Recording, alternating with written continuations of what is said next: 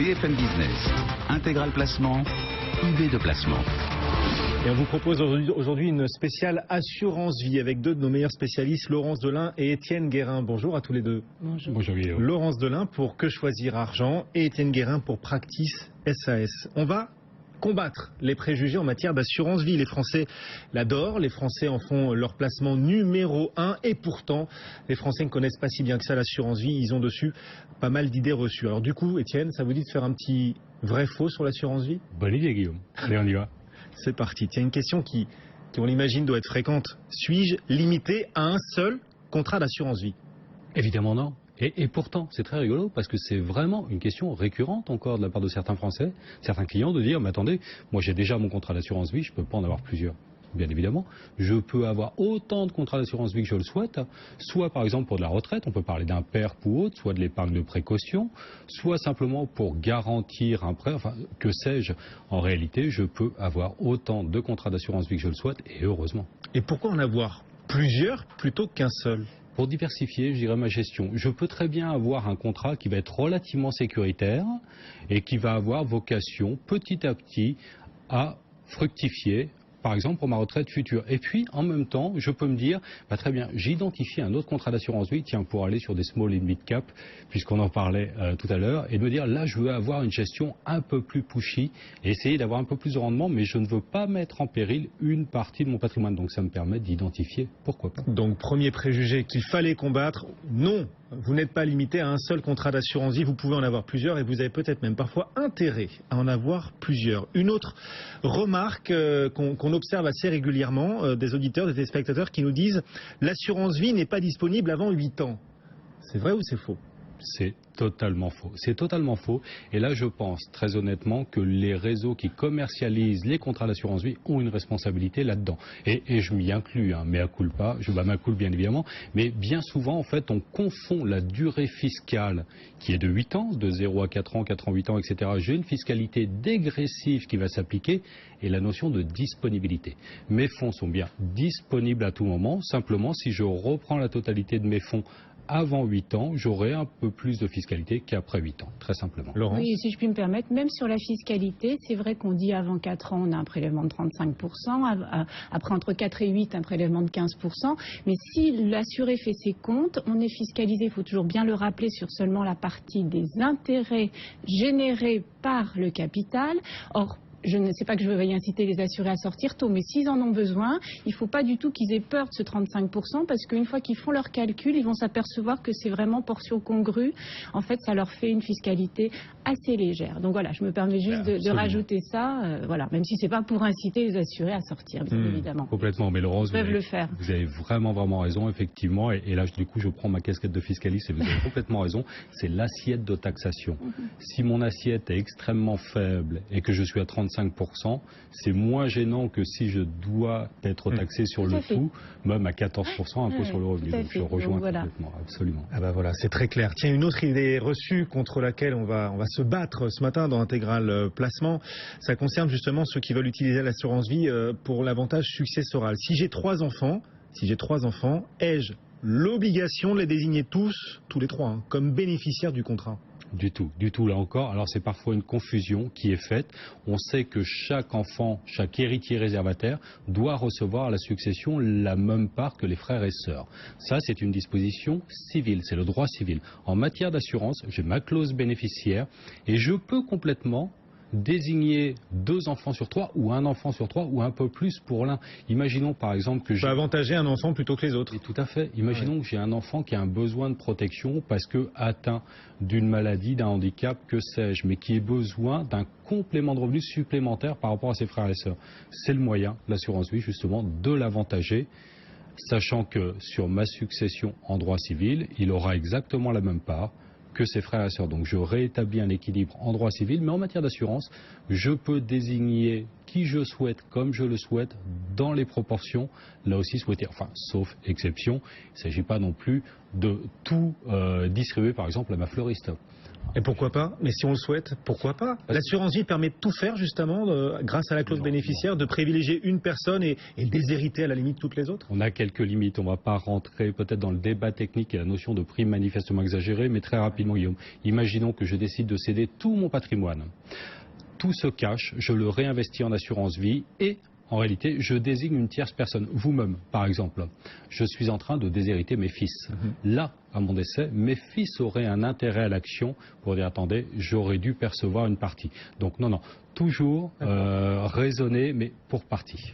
Oui, bah, c'est ça, c'est appuyer ce que disait Étienne à l'instant, c'est-à-dire, en effet, on peut faire beaucoup de choses, mais toujours avoir en tête qu'il faut respecter le droit civil et qu'il y a toujours cette notion de prime exagérée qui peut être mise en avant devant les tribunaux et retoquer le contrat. Voilà, donc toujours faire les choses malgré tout en préservant la réserve de chacun, en tout cas la. C'est-à-dire qu'on a le droit d'être injuste, de privilégier un enfant plutôt que les autres, mais avec certaines limites. Il y a des limites dans l'injustice. Le droit civil, toujours. Si on ne veut pas avoir d'ennui derrière. L'assurance vie, on continue de la décrypter avec un tout dernier vrai-faux. Allez-y, Étienne, je vous en prie, dites-moi. Une idée?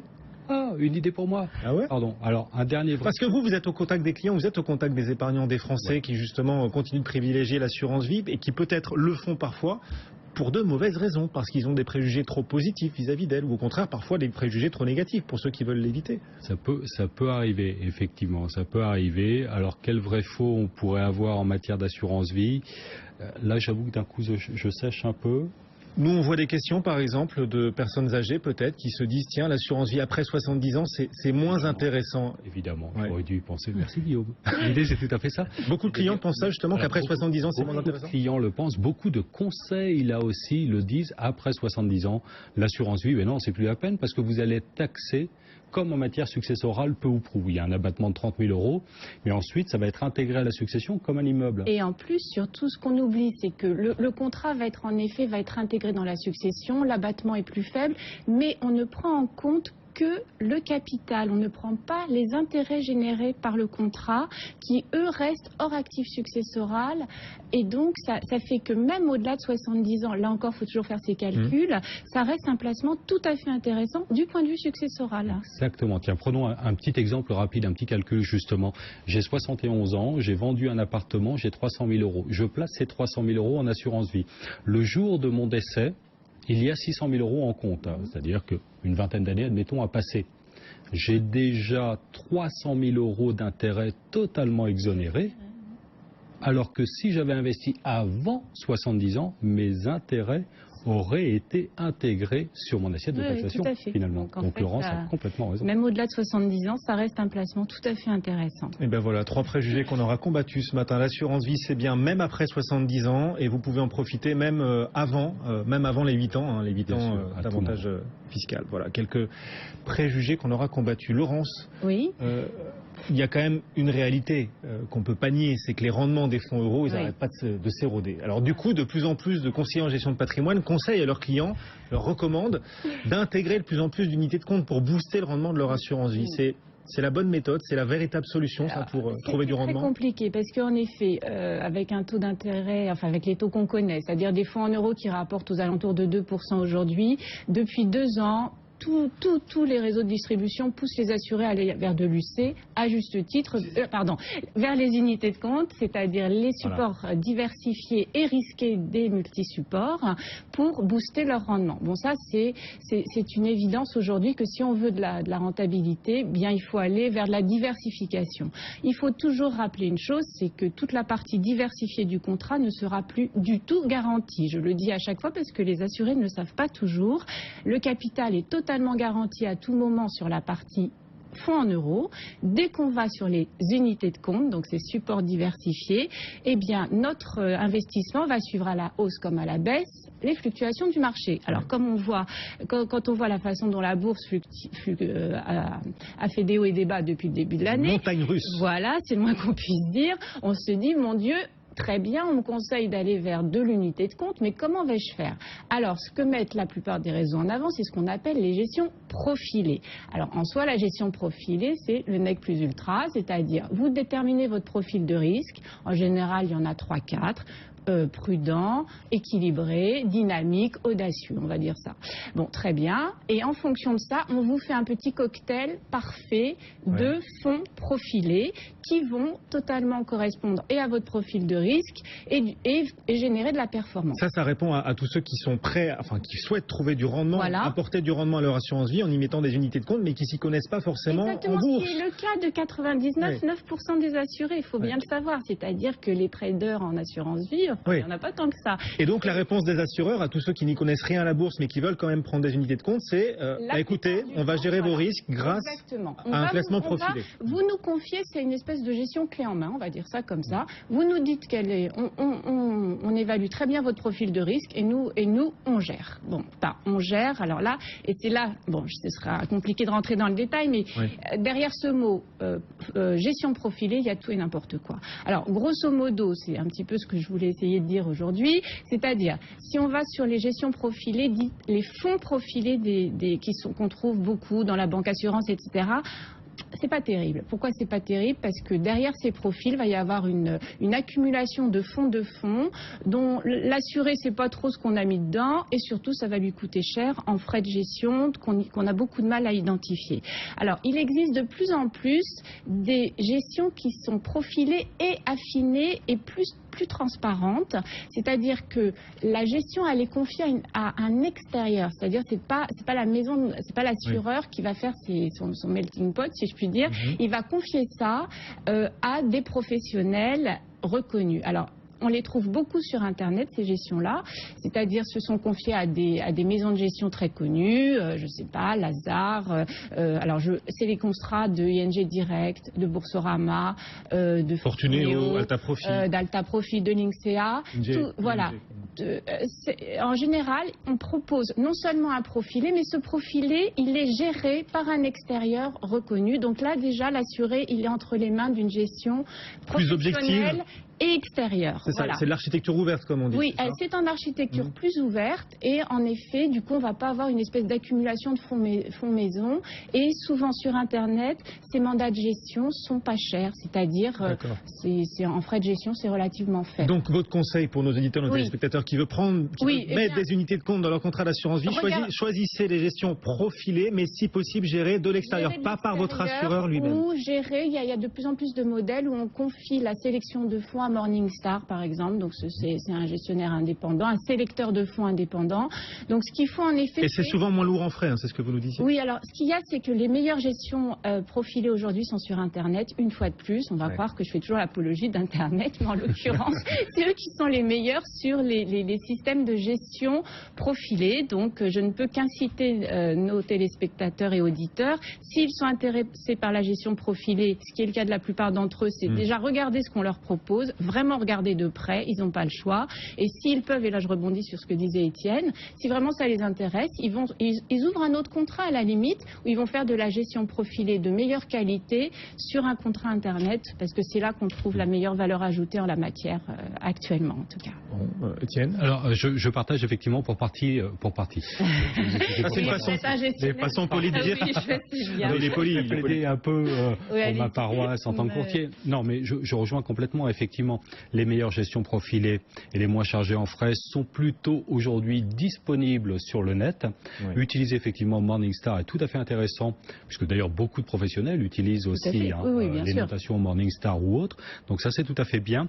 Juste tout de même à avoir en tête, si maintenant je souhaite avoir un dialogue direct, ce qui est le cas tout de même de beaucoup de clients, parce qu'on a une masse d'informations aujourd'hui, économiques, macro, micro, etc., qui est parfois un petit peu compliqué à décrypter. Donc c'est de se dire, demain, j'ai besoin d'avoir quelqu'un en face de moi, comment est-ce que je réagis, comment est-ce que je comprends et comment j'interprète. J'y connais rien à la bourse, j'ai des unités de compte quand même dans mon contrat d'assurance vie parce que ça apporte du rendement. Je veux savoir comment évoluent ou vont évoluer ces unités de compte. Il faut que j'ai un interlocuteur à qui parler. Tout à fait. Et même dans le choix de mes unités ou de mes profils. Oui, tout à fait. Là aussi, c'est vrai qu'on a on a en fait des profils qui sont déterminés pour répondre à des problématiques d'ailleurs de réglementation. C'est là où on retrouve retrouve sûr. nos profils prudents, équilibrés, etc. Donc quel est le choix? Comment on fait, voilà, quand on veut avoir un interlocuteur qui puisse nous dire comment vont évoluer mes unités de compte, tout en me garantissant une certaine objectivité? Alors dans ce cas-là, il faut aller vers un gestionnaire de patrimoine indépendant, hein, c'est-à-dire on aura les deux, c'est-à-dire on aura un choix de gestion le plus objectif et ouvert possible, enfin plus ouvert que dans un réseau bancaire, on va dire ça comme ça, même si eux aussi ils ont leurs assureurs préférés, et on aura du conseil. Ça c'était. En revanche, ça coûtera un petit peu plus cher au niveau du conseil, au niveau parfois des frais de gestion prélevés sur le contrat. Et Étienne a tout à fait raison de rappeler que Internet, en effet, s'adresse en priorité à des gens qui se sentent à l'aise avec l'écran. Hein, parce que de l'information, il y en a.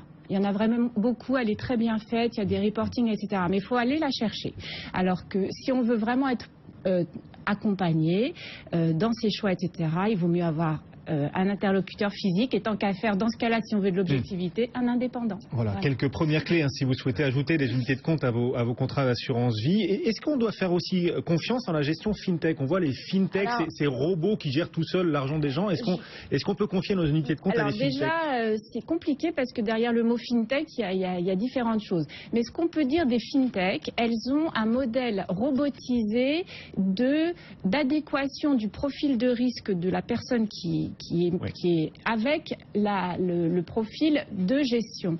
Donc c'est un plus, mais on est encore sur de l'Internet encore plus poussé. Il y a Advise, il y a Linksea. Alors oui, il y a Advise, Linksea qui font des choses avec Morningstar. Donc c'est le sélecteur de fonds, c'est Morningstar, donc il y a de l'indépendance. Donc ça c'est très intéressant. Il y a Yomoni et Marie Cantier qui va bientôt se lancer en assurance vie aussi. Alors ce sont pour moi des modèles tout à fait intéressant parce qu'il y a cette adéquation entre le profil de risque de l'assuré et la solution de gestion proposée. Mais en effet, on est sur, alors là, encore plus de l'Internet qu'auparavant. Donc il faut se sentir parfaitement, non seulement à l'aise, puis avoir confiance en Internet. Bon, derrière, il y a des assureurs solides, etc. On n'est pas dans un vide. Mais là encore... Et on paye moins de frais parce que c'est l'un des points noirs. Oui, c'est-à-dire que tous ces modèles sur Internet, non seulement sont à 0% de frais d'entrée, ce qui est quand même extrêmement important. Pour les sur chaque versement, oui, FinTech pareil, on ne paye aucun frais d'entrée. Donc alors que où qu'on aille, on paye des 2%, 3%, 4% de frais sur chaque versement. Donc déjà, sa mise, elle est nette de frais. Après, souvent, les frais de gestion sont plus ou moins importants selon les intermédiaires. Voilà. Voilà, j'espère qu'on aura répondu à toutes vos questions. Vous êtes nombreux régulièrement à nous demander justement comment ajouter des unités de compte à son contrat d'assurance vie alors qu'on n'y connaît rien en bourse. Voilà, on vous aura, je l'espère, répondu du mieux possible. De réponse. Voilà. Et quand on s'y connaît bien en bourse, on peut choisir soi-même les actions les unités de compte qu'on va intégrer à son contrat. Oui, pour partie, mais vraiment quand on choisit et qu'on est averti, je rappelle juste pour mémoire qu'aujourd'hui on a un univers de plus de 30 000 fonds. Ah oui, donc c'est quand même extrêmement large. Premier point. Deuxième point, sur les frais d'entrée, je vous rejoins. Effectivement, les fintechs sont moins chers, mais après, finalement, tout se négocie avec l'interlocuteur qu'on a. Enfin, sous condition. Enfin là, on a 0% d'emblée. Voilà, c'est ça. C'est quand même un avantage. Je suis un client particulier, j'ai du mal à négocier face à un gros assureur. Oui, c'est ça, c'est pour ça. Quand on est face à un courtier, les choses sont relativement simples, on y arrive rapidement. Et par rapport aux frais maintenant, globalement, sur la gestion du contrat, ce que je comprends parfaitement, ma position, elle est très simple, c'est de dire soit j'ai du rendement, c'est un investissement, soit c'est une dépense parce que je n'ai pas de rendement. Oui, tout à fait, vous avez raison. Tout est dans la façon de percevoir les choses. Merci beaucoup à tous les deux d'être venus nous voir donc sur l'assurance vie, cette spéciale assurance vie. Étienne Guérin pour Practice SAS et Laurence Delin, journaliste pour Que Choisir Argent. Merci à tous les deux. Le CAC 40 qui progresse de plus en plus, 1,8% de hausse, on est quasiment à 4300 points. Nos traders à venir dans quelques secondes sur BFM Business.